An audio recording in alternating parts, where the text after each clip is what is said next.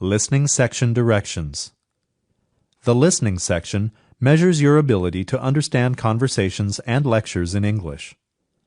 You will hear each conversation and lecture only one time.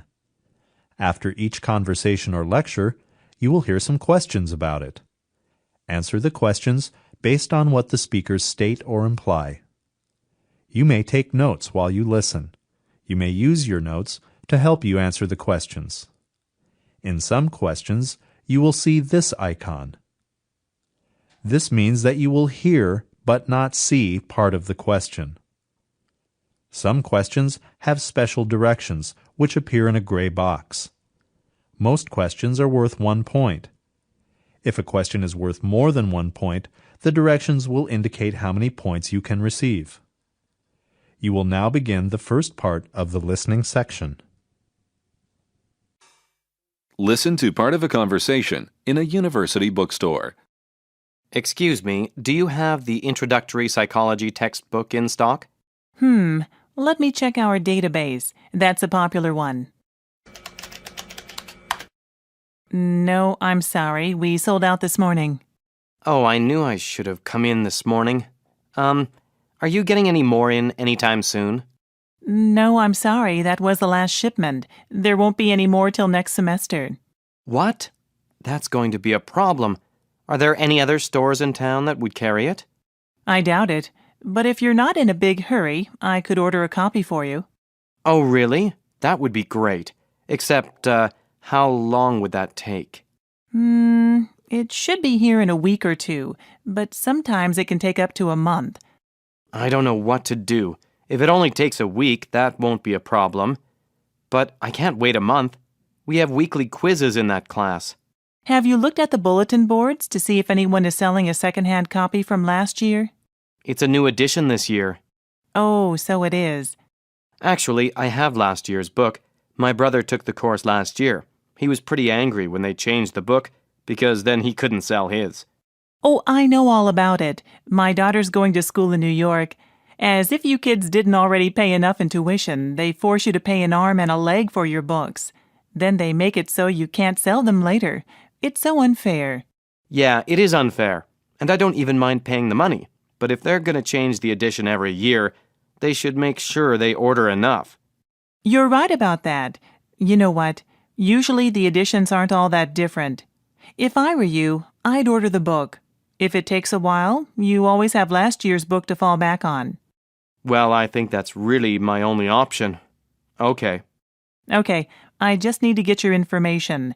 Do you have your student ID on you? Yeah, it's right here. Hang on. Here you go.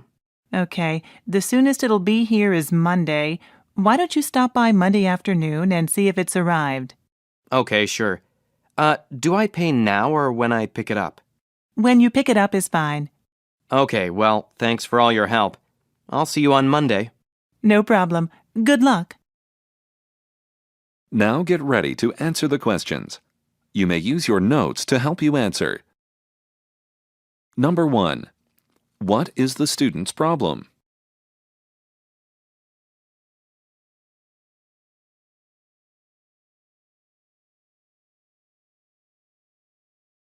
Number 2. Why is the student unable to wait a month for the psychology textbook?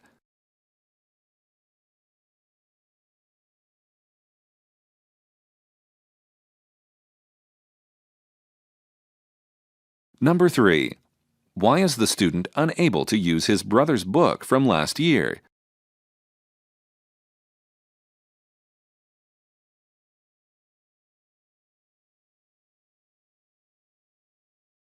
Listen again to part of the conversation. Then answer the question. Oh, I know all about it. My daughter's going to school in New York. As if you kids didn't already pay enough in tuition, they force you to pay an arm and a leg for your books. Then they make it so you can't sell them later. It's so unfair. Number 4. What can be inferred about the bookstore clerk?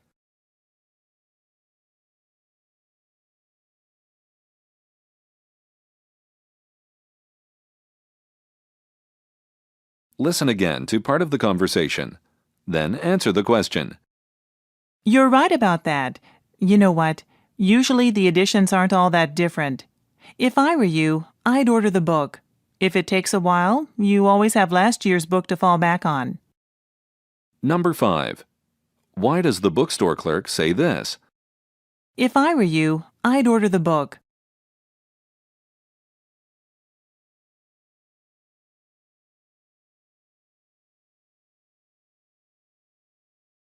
Listen to part of a lecture in a biology class.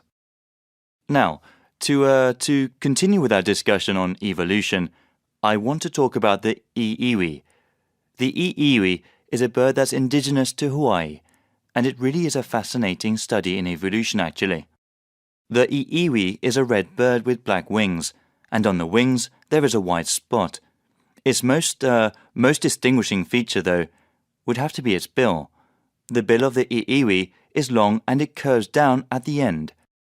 It is actually perfect for extracting nectar from the lobelioid, which is a flower that has a long, thin, tubular corolla. That's a term for all the petals on a flower. The iiwi's long, thin, curved beak matches the shape of the flower and fits perfectly into the center of the lobelioid, which not coincidentally is the iiwi's primary food source. There's evolution at work for you. Now, why don't I back up a minute here and tell you a little bit about Hawaii?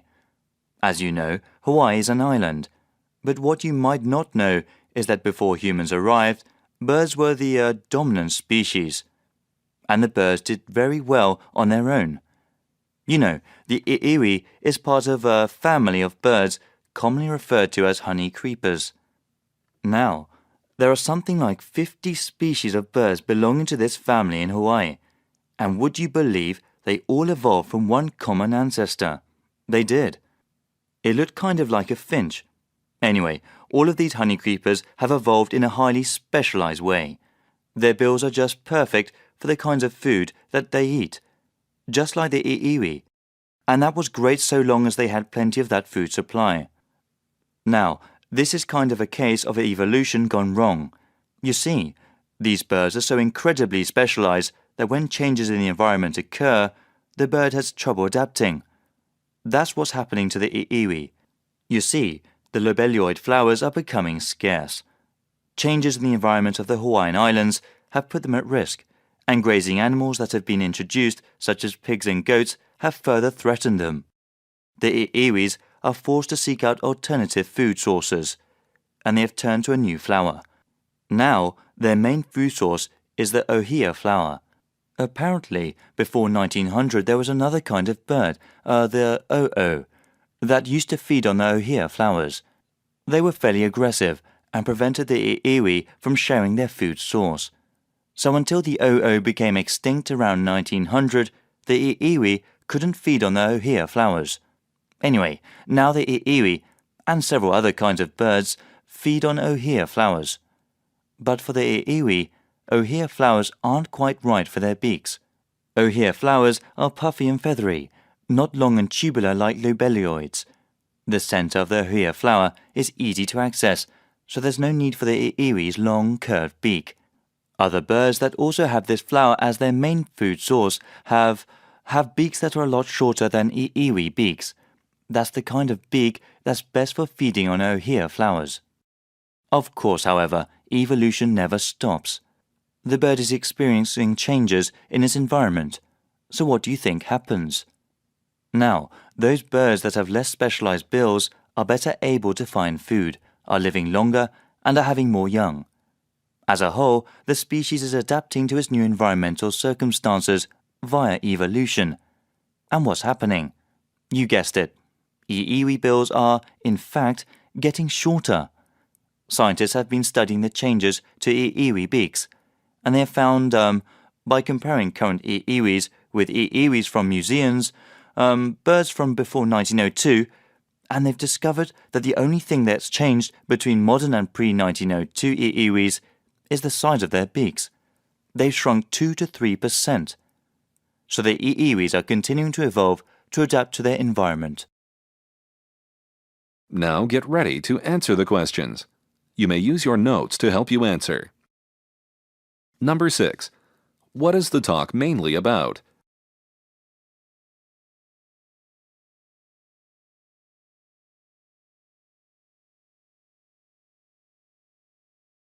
Number 7. Why does the professor talk about Hawaii?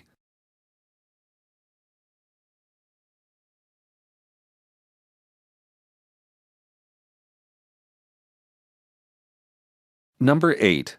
According to the professor, why are iiwi's long bills problematic?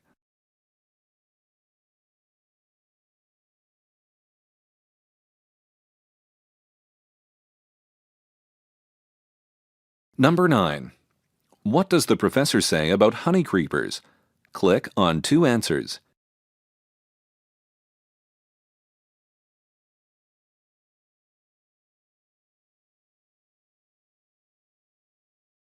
Number 10. What does the professor imply when he says this?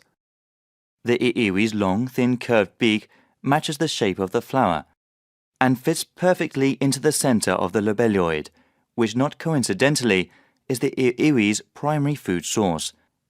There's evolution at work for you.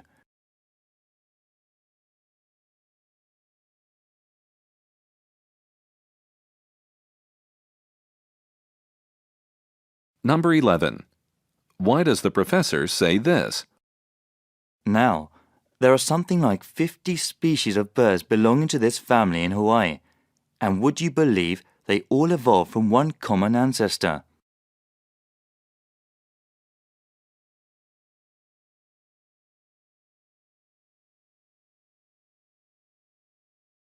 Listen to part of a talk in an ecology class. Today, we'll be discussing Thanus thynus, also known as the bluefin tuna. These fish are known particularly for their size and for their long migratory patterns.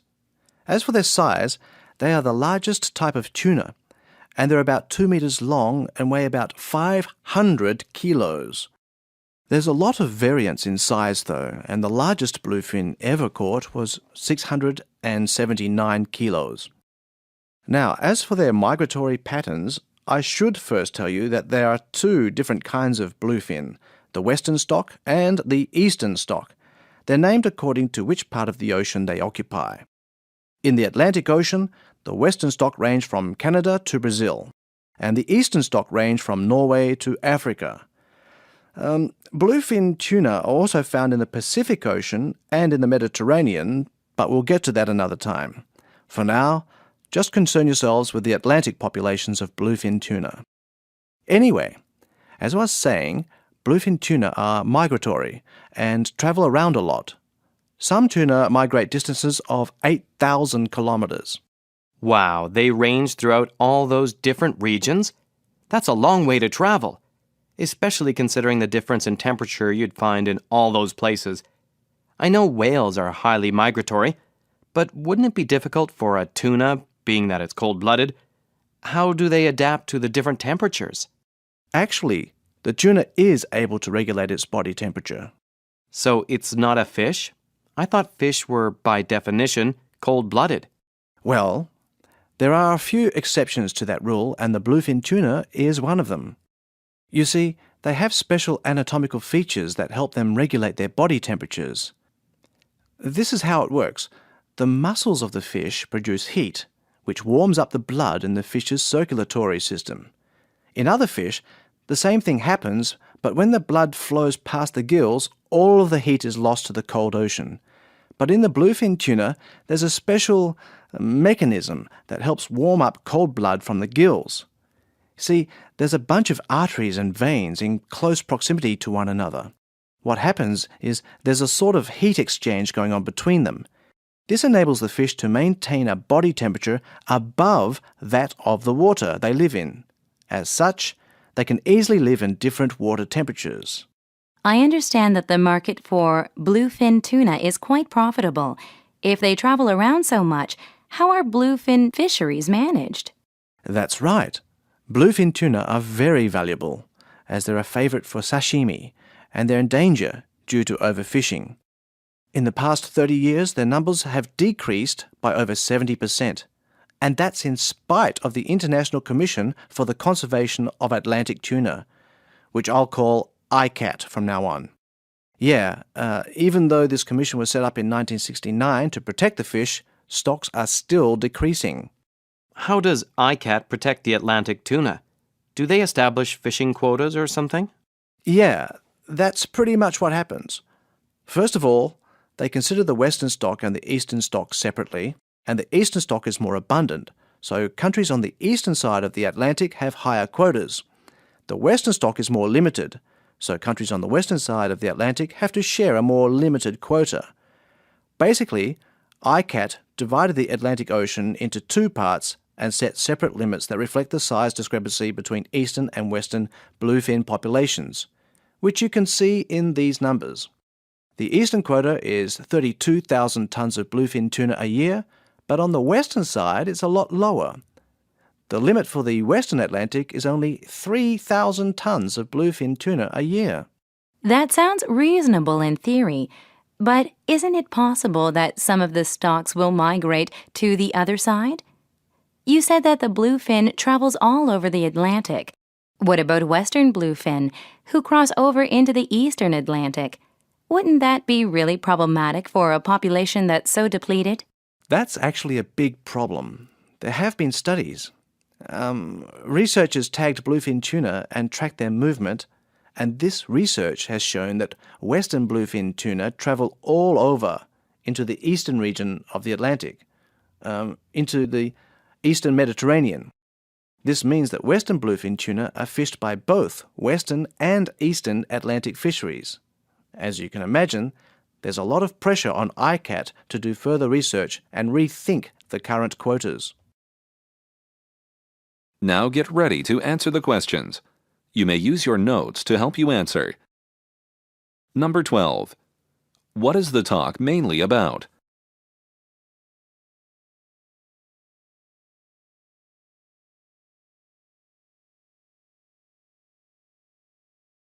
Number 13. Which of the following is not mentioned by the professor as a place where bluefin tuna can be found?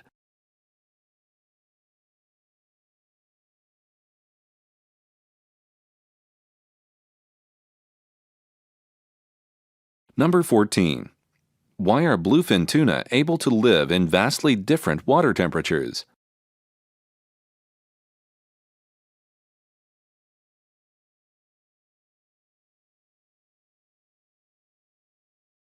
Number 15. What can be inferred from the numbers of tons in the fishing quotas for western and eastern fisheries?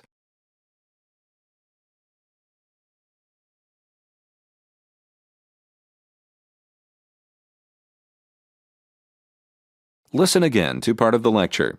Then answer the question. Today we'll be discussing Thunus thynus, also known as the bluefin tuna. Number 16. Why does the professor say this? Also known as the bluefin tuna.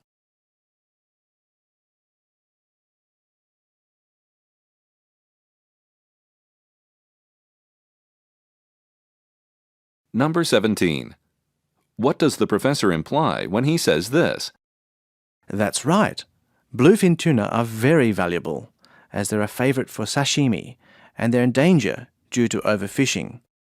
In the past 30 years, their numbers have decreased by over 70%, and that's in spite of the International Commission for the Conservation of Atlantic Tuna, which I'll call ICCAT from now on.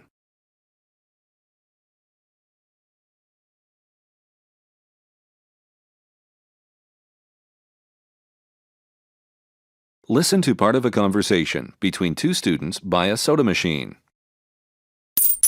Short on change? Yeah, and I'm so thirsty. Do you have an extra quarter? Sorry, I don't. Don't you have your student ID on you? Of course. Why? You can use your ID like a debit card and get a soda from the soda machine. Really? How does that work? Just insert your card right here. Hang on. Let me get my ID out of my wallet. Okay, let's see here. It didn't work. What does it say? It says no credit available. Oh, you're out of money on your card. I didn't know I ever had money on my card. You've never used your ID to pay for stuff before? No, I didn't know you could. How long have you been going to school here? I just transferred here last week. Oh, I didn't realize. Here, I'll buy you a soda and tell you all about it. Wow, thanks. So you were saying that you can use your student ID to pay for things? Yeah, it works as a debit card too. You can pay for anything on campus with it. Books, food, CDs, anything. You just have to put money on it first, just like your debit card. How do I do that? Have you ever seen those machines by the automated tellers? You use those. Oh, I was wondering what they were for. Oh, look, there's one. Do you have any cash on you? Sure. Okay, I'll show you how to put money on your card. Okay, insert your card here. Now hit Add Credit. Now choose how much you want to put on your card. I guess 20'll be good for now. Now put the 20 in here. It says New Balance $20. Good, you're done. Now let me buy you a soda. Sounds good to me. So this is great. Now I don't have to carry cash around with me. Yeah, and if you lose your ID, you don't have to worry about anyone making major purchases with it, because it's got your picture on it. That's true too. So I can use this anywhere on campus? You sure can. And if you use it for photocopies, you get a 10% discount. Oh, that'll come in handy. So, are you finished with classes for the day? Yeah, I was just going to take a drive down. Oh, no. What's wrong? That was my last 20. I still have to pay for parking. I'll have to go to the automated teller. Did you park on campus? Yes. Well?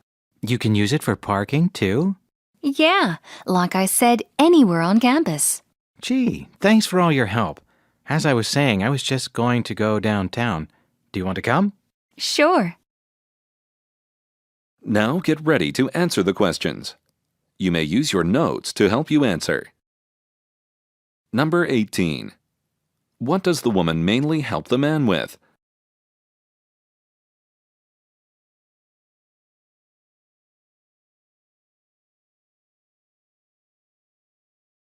Number 19. Why did the man's student ID not work when he tried to buy a soda?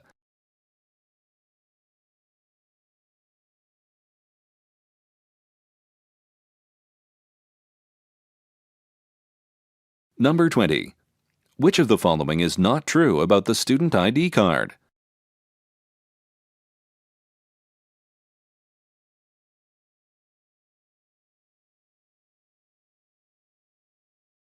Listen again to part of the conversation.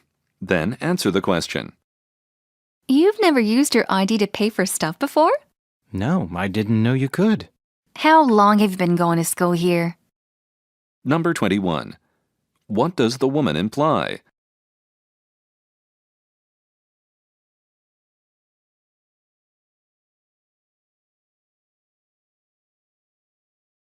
Listen again to part of the conversation. Then answer the question. That was my last 20. I still have to pay for parking. I'll have to go to the automated teller. Did you park on campus? Yes. Well? Number 22. What does the woman mean when she says this? Well?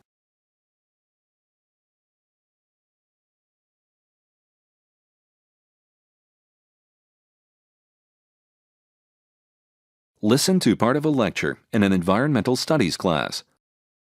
You know how it always seems to be hotter in cities than in the countryside? Actually, it doesn't just seem that way, it is that way. We call it the urban heat island effect. It's as if the city is an island, temperature-wise. The city can be up to 6 degrees Celsius hotter than its surrounding areas. 6 degrees!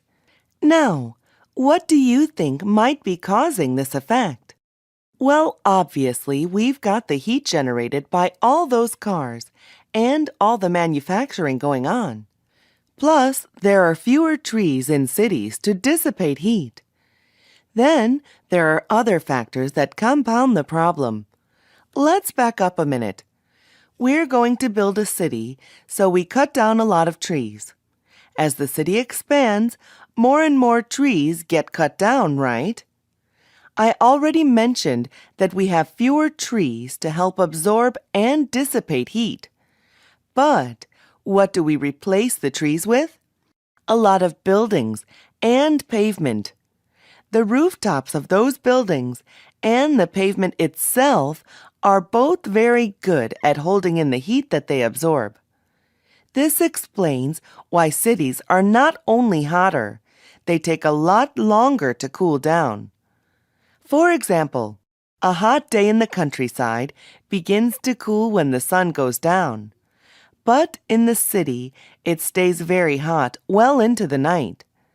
This is because of the heat that is absorbed into everything.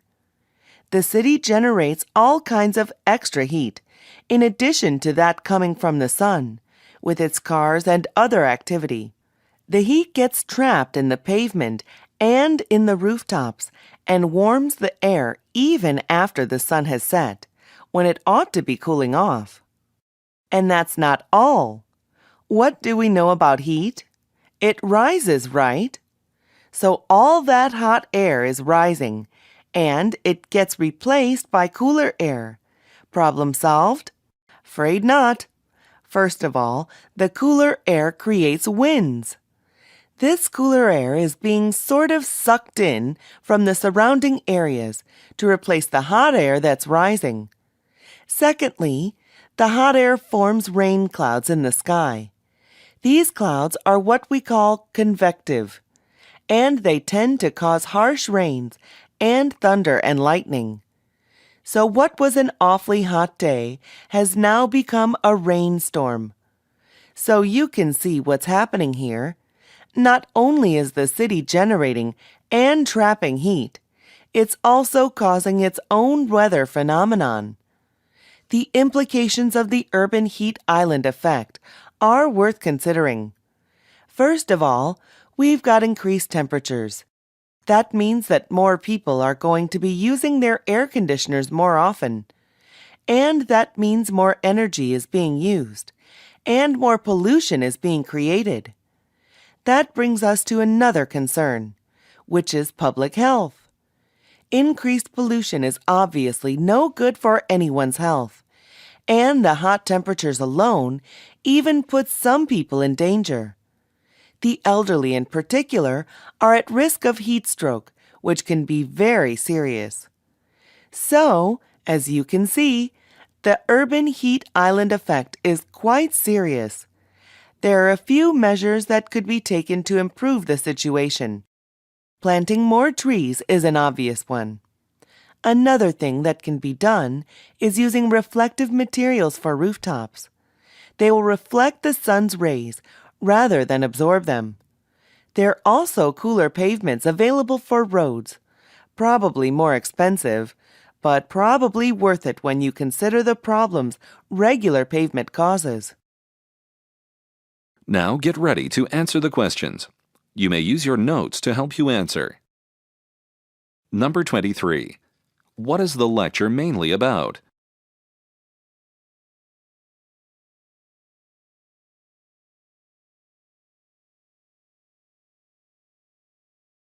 Number 24. Which of the following is not mentioned as a cause of the urban heat island effect?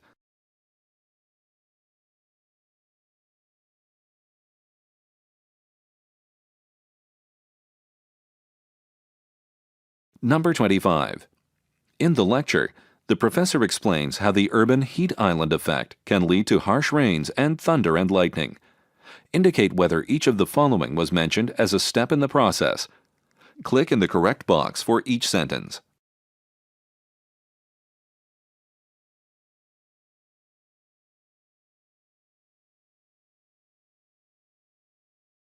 Number 26. How does the professor conclude her lecture about the urban heat island effect?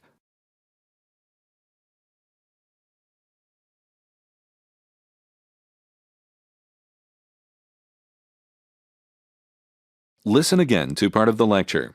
Then answer the question. The city can be up to 6 degrees Celsius hotter than its surrounding areas. 6 degrees! Number 27. Why does the professor say this? 6 degrees!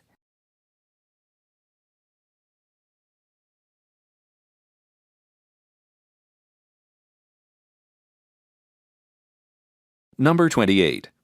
What does the professor imply when she says this? So all that hot air is rising, and it gets replaced by cooler air. Problem solved? Afraid not.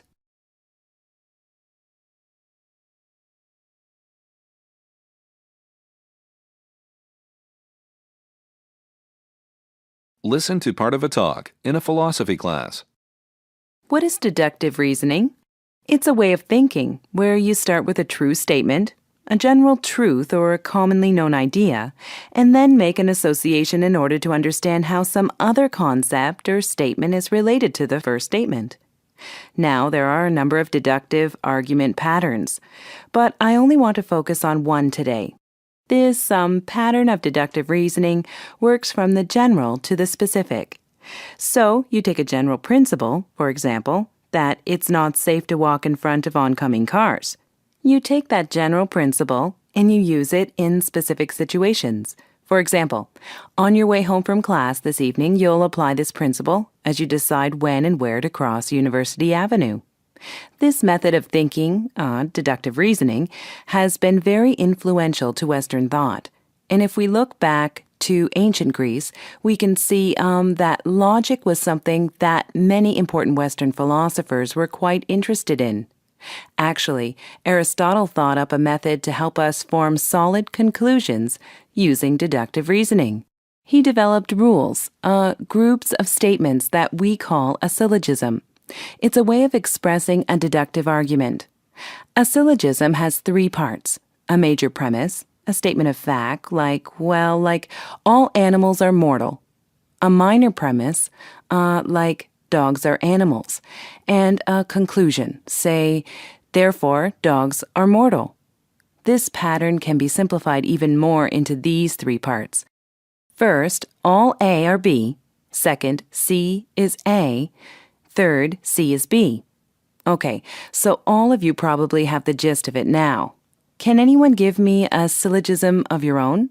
How's this? All evergreens are trees. White pines are evergreens. White pines are trees. Is that right? Yep, that's great. No problems there. But I do want to caution you on one point.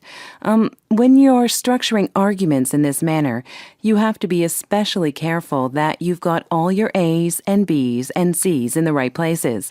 Because if you accidentally switch your terms around when you're making your syllogism, well, it can lead to some very incorrect conclusions.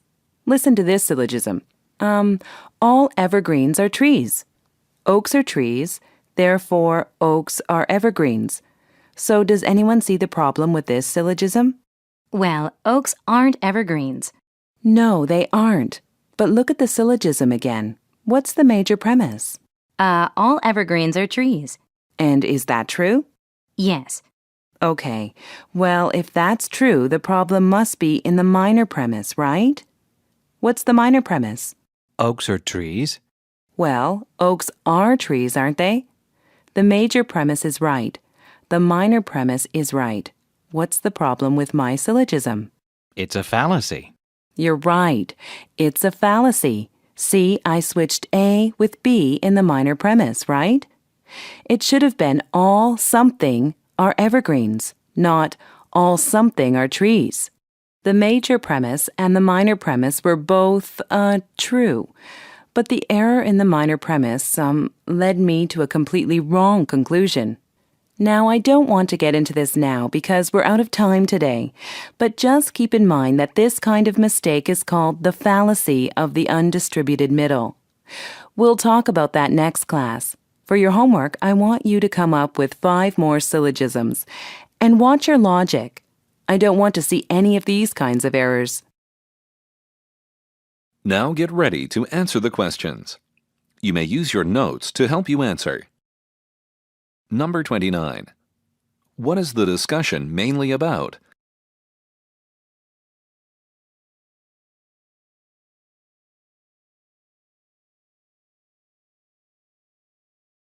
Number 30. Why does the professor mention crossing the street?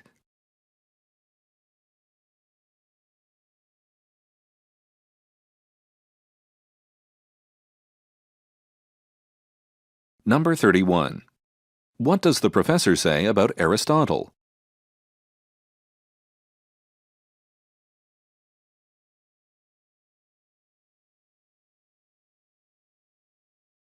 Number 32. Which of the following describes the structure of a valid syllogism?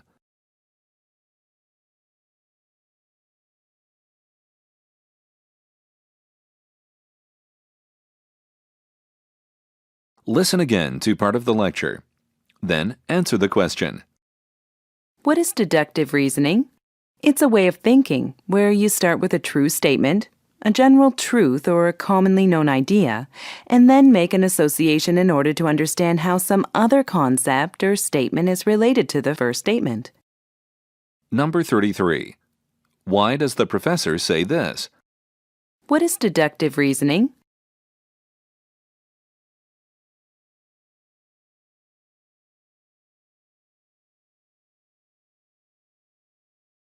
Number 34. What does the professor mean when she says this? Now, I don't want to get into this now because we're out of time today, but just keep in mind that this kind of mistake is called the fallacy of the undistributed middle.